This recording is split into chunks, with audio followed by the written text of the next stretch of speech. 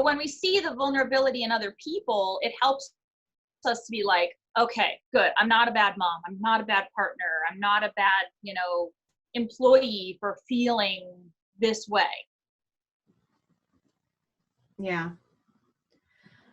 No, I mean, it's tough. It's definitely tough and that's where I really struggle with the frustration piece is, I have this idea in my mind of what the outcome is going to be or what I want the outcome to be. It's the whole outcome versus effort thing, right? But I have this idea of what I want the outcome to be.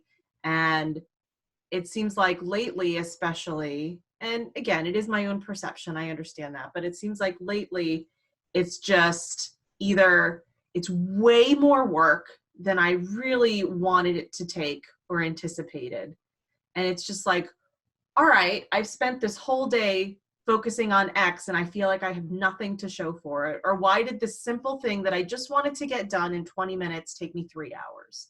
Why? Why is it why is it so difficult? And it's not, and I think I'm trying to get better with it's not perfect. It's perfection. I'm trying to work through that a lot, but it's especially just like a simple thing like, oh, I just want, I think about on Friday with you guys, oh, I'm just gonna reach out to our website hosting and try to just solve this problem where emails, I can't get emails to be sent out of the website. 5 hours. It took me 5 freaking hours. I was on with them for almost 2. They didn't solve my problem. And I was just like, all right, fine. You know what? Thank you for your help. Clearly, we're at an impasse here as to how this can be solved. I spent another, I think, hour and a half or so just trying to Google solutions. And then it took me another 2 to actually set it up and test it. And I'm like, that was 5 hours. I could have used that 5 hours in so many other ways, but I used it for that. And I'm not saying that was, I'm not looking at it and going, well, I shouldn't have done that. It needed to be done. But It took 5 hours. And it seems like everything lately, even little things, I was trying to screw a nail into the wall, and it literally took me like 35 minutes because it was like, okay, well, first, put one of the little mollies in there. Well, the molly I had didn't fit. So then I got another molly. That molly wouldn't go in all the way. So then I had to take that one out. And when I did it, it stripped the molly. So then I had to somehow get pliers to pull. I was just like, what the fuck, man? Like, I just want to fucking hang up a stupid rack. It is not that complicated. These things normally take me 5 minutes. Why is this taking me 35 minutes to do? I had to get the drill bit out to drill a hole. Like, I was like, what the hell? I just want to hang up this stupid rack. So that's where the frustration has been for me lately, because I just feel like everything I'm doing, I look back and I'm like, it took me how long to do that? What? Why? And especially as someone who... tell you something that I heard that you're probably not going to like, but I just want you to think about it for a minute. Yes, Mom. So I went to, this was a speaker that I went and heard many, many years ago, Dr. Kim. And one of the things that she said that lessons are going to keep coming to you until you actually process them. Mm-hmm. So she said, for example, if you are somebody who is dating and you keep dating and you never learn your lesson, the universe is going to keep sending you until you process what you're supposed to learn. Whoever higher power wants you to learn something, they're going to keep giving it to you until you have processed, moved on, learned from it, however you want to phrase it. He said that's not always the case. Sometimes it's literally just, the way the universe is working, Mercury retrograde, what have you. But in general, her concept was energetically, these lessons are going to keep coming until you actually but when you feel like you keep hitting the same things, what's the message that you need to receive? Yeah.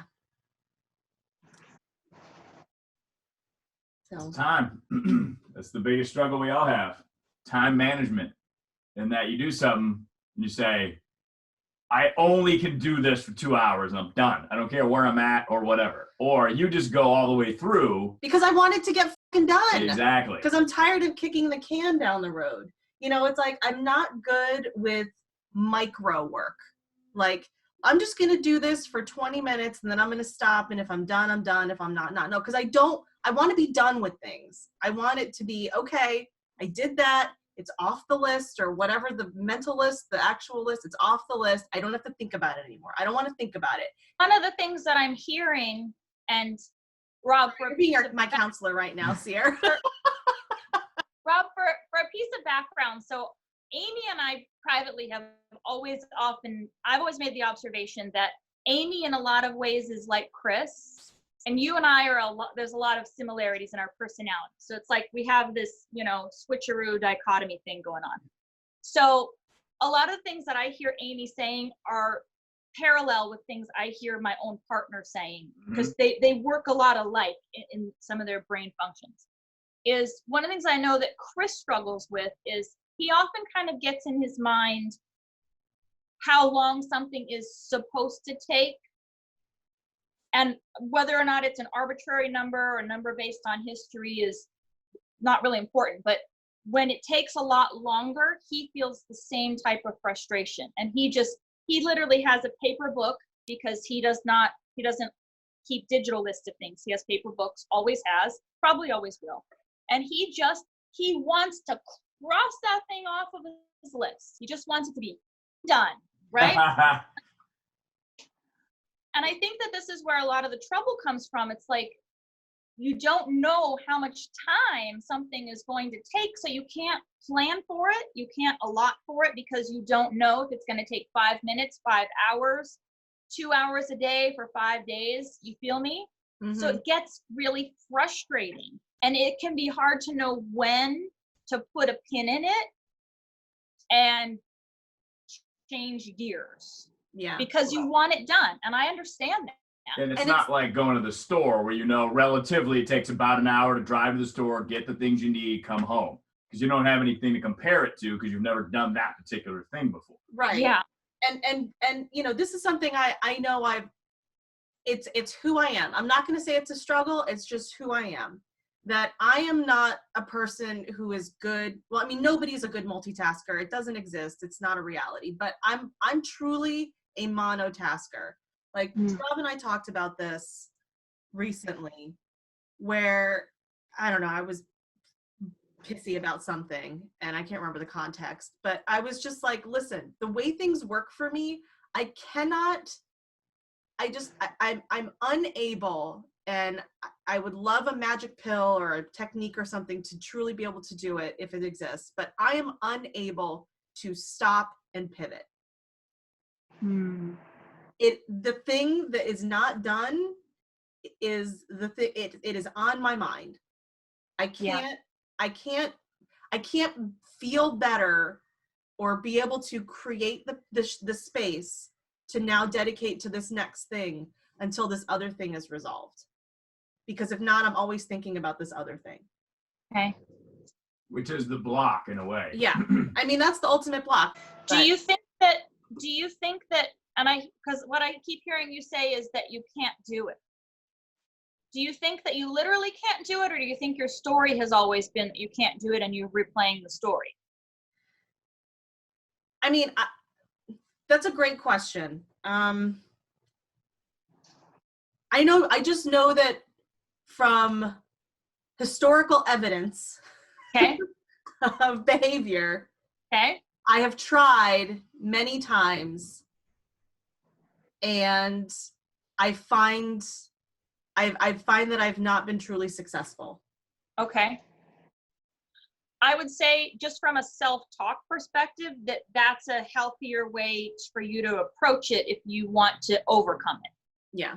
In the past, this has been difficult for me. In the past, I've struggled with how to pivot. Now, I totally understand your desire to just get it done and check it off. And in many ways, that's a great driver, in the way that you just want to complete it, right? It's a focus thing. But I would say if it's something that you want to try to improve upon, growth mindset, is think about how you can first change that subconscious. Maybe change the narrative to, in the past, I have found this difficult. Dear universe, dear God, dear Allah, whatever, please help show me or give me the strength to learn this as a new skill when appropriate. And maybe pray or meditate with just that. In the past, this has been a struggle. Help me remove the obstacle. Help me be open to learning this skill when it's appropriate to do so. So you're giving it a little bit of a condition, but if you start by, do you see my friend? Start there, open it up, give the prayer ask. Something might naturally pop up. And again, if it's organic for you, then that's the right answer. Somebody else telling you what to do is going to feel like somebody else telling you what to do and when to do it. Like sometimes, like you just have to stay on the phone and fix the problem. But sometimes it's easier to actually shift and come back when you can clear your head, when you can do your birthday candle breath, when you can go do something else and then return to it at another time. So I would say start there and see. It's not a bad problem to have. It's just maybe if you can find a way to grow within that. Yeah. You know, and that's a great point, because being a naturally logical and analytical person, it's just my very nature to constantly, with everything I do, essentially do a retrospective. What happened? What went well? What didn't? How can I make it better? And while that can be good, it also can be unhelpful. Well, it's not helpful sometimes, because then it causes me, that's where the frustration can lie, is I'll look at it and then question, well, why did this take this long? What did I not do well? And then it becomes more of a cycle of. And then another thing you do is put another big project, like it's not like Amy picks small projects either.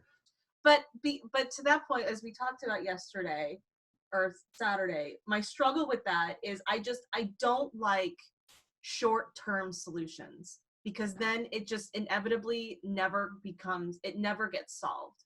So like the reason why I approached it, and I do understand what you're saying. Yes, I know I do that. I'm like, you know what? This isn't working. Let's blow it up and let's do something different, because it's not working. It's a nuclear explosion that takes, like The Office, months to actually get right. Okay, I'm just gonna zoom you out for a second, because I hear you and everything you're saying is valid, but big picture, global pandemic. Yeah. It's okay to put that on the back burner, move stuff away from the walls for the short term, but schedule it so that you can feel better. Schedule it for right. And this is what I tell her all the time. I know. You see things, same thing with whether it's the garage, the office, whatever. You see things faster than just about everyone I've ever met. You see the outcome and where something needs to be. So you have the vision. Just not the patience. Well, that's not even it. But see what you just did there. Instead of accepting a compliment, you had to make a joke. Yeah. You know what I mean? Yeah. Like, that's a serious compliment. Like, that's a serious skill that no one has, to be able to go from here to there. Which, as Rob was saying that, I was putting my finger on my nose, because that is so on the nose true about you. And that is like big thinking big. And he's absolutely right. You have a rare gift that way, and you should be proud of that gift. Well, thank you. At least accept that you have that. That's step one, acceptance. Yeah. But then to your point, Rob, and I think maybe where you were going is that because she sees that scale up, is she also very quickly picks the problems out. And then because she has seen the big picture, she starts like honing in on those problem areas. And she historically is not comfortable until those problem areas have kind of been flushed out. where I think that Exactly what the growth, the opportunity for growth here, let me use a buzzword, opportunity for growth is how can you see those problems, capture those problems, and then divide and conquer those problems so they don't all stare you down at the same time. Right. So it doesn't feel like this 300-pound boulder blocking my way. But just for the big picture zoom out, and I think this is why this is part of the humanity piece, is that we can't operate as if everything was a month ago, because it's not. Yeah. And we can't expect the same timelines and outcomes based on what that normal was.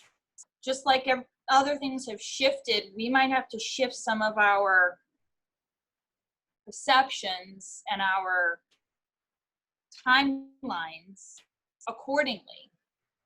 Yeah. So what I would say, Amy, is that if you feel like it keeps derailing, is, I know you're a planner, but if you can say, my checklist of things I wanted to do today or this week is here. While I don't want to put this garage stuff forever, let me move it to the schedule, put it on the schedule for a time in the future. Mm-hmm. You're not saying it's never going to happen. You're assigning it its time and space, but it's not derailing your current goals for the right now. Yeah. And then maybe that would give you the peace of mind, like, okay, it is going to happen and in the near future, but I'm going to just kind of give it its time and space. Yeah. Yeah. No, I think that's great. And thank you for that. I think that's helpful. And it ties into some of the messaging that I was saying that I was getting from like the recent tarot readings. It was talking about, You have a pattern for sure. We all do. yeah. But Yes. now the point of patterns is to recognize them and go, and that's again, that acceptance part is recognizing the pattern and going, Mm-hmm. okay. Now that you see the pattern, like to go to Sierra's 30,000 foot view, you can go, okay. Mm-hmm. Yeah. Yeah. And in the same way that I told you, Amy, that I actually felt a sense of relief about how I was doing this on a longer scale from home versus trying to cram it into 8 days in Arizona, is that I felt like, man, that's a lot of pressure to try to get everything done and like come up with all the great ideas and be eloquent about it. And it's like trying to perform like, Shakespeare's entire volume of works in a month. Mm-hmm. Instead, like you take it in your repertoire and you take one at a time, or you divide it up and you work when the creativity sparks as you work with it. And so I think, it's like, how can you look at all the problems at one time? Instead, can you separate them out and like, okay, now we're going to divide and conquer on this. Now we're going to work on this. And knowing what parts of the day work best for you to do that, I think is also key. Yeah. Mm-hmm. Yeah. Yep. Because I know whenever I try to leave stuff for like after Colt's asleep, it rarely works out. Yeah. No. I'm like, I want to sit down. I want to have a cup of bourbon. Maybe I get a crazy idea and I write it down. But to try to like crank stuff out after 8, 9 p.m., I usually fail. And then I usually feel frustrated that I didn't do it. And that's when I said I was going to do it. Right. And then I should myself, I should have, blah, blah, blah. And then it's counterproductive. How can you possibly be a rock star when you're telling yourself that you screwed up?